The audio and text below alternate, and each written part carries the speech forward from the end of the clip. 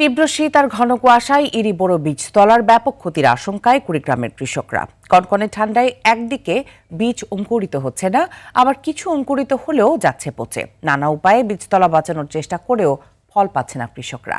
এতে বোরো ধানের আবাদ নিয়ে দুশ্চিন্তায় জেলার চাষিরা। কুড়িগ্রাম উত্তর প্রতিনিধি আব্দুল কুদ্দুস চঞ্চলের পাঠানো তথ্যচিত্রে আরও জানাচ্ছেন সুলাইমান কবির।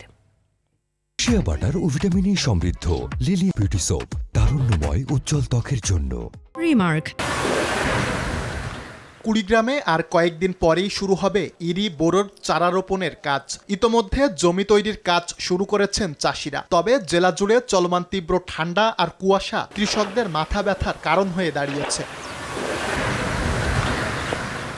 সনাতনী পদ্ধতিতে ছাই ও পানি ছিটিয়েও বীজতলা রক্ষা করতে পারছেন না কৃষকরা। শীতের প্রকোপ অব্যাহত থাকলে বীজতলার ব্যাপক ক্ষতির আশঙ্কা চাষিদের। শীত কুয়াশা হচ্ছে, কুয়াশা পড়ি আমার বীজ নষ্ট হয়ে গেছে। এখন আমরা কিভাবে আবাদ করবো এটা চিনতে পারছি না। আমি 2 বিঘে ভুঁইয়ের বিছন পারছি, সব নষ্ট হয়ে গেছে। এটা নিয়ে খুব দুশ্চিন্তিত আছি। সাদা হইতেছে, ওষুধ দিতেছি, কাজে লাগতেছে না। এমন পরিস্থিতিতে কৃষি বিভাগে সহায়তা চান চাষিরা। এখন এত ওষুধপাতি দিবেন যে কোনো কাজ হয় না, ওদ নাই।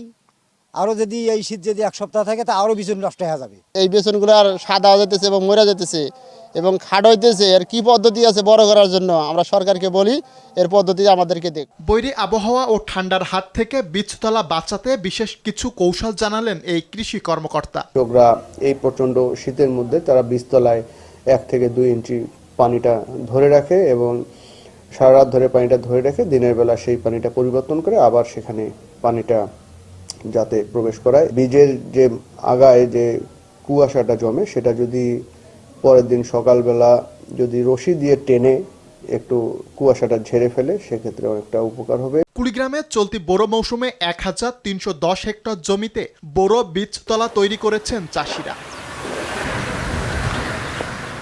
সুলাইমান কবির, RTV।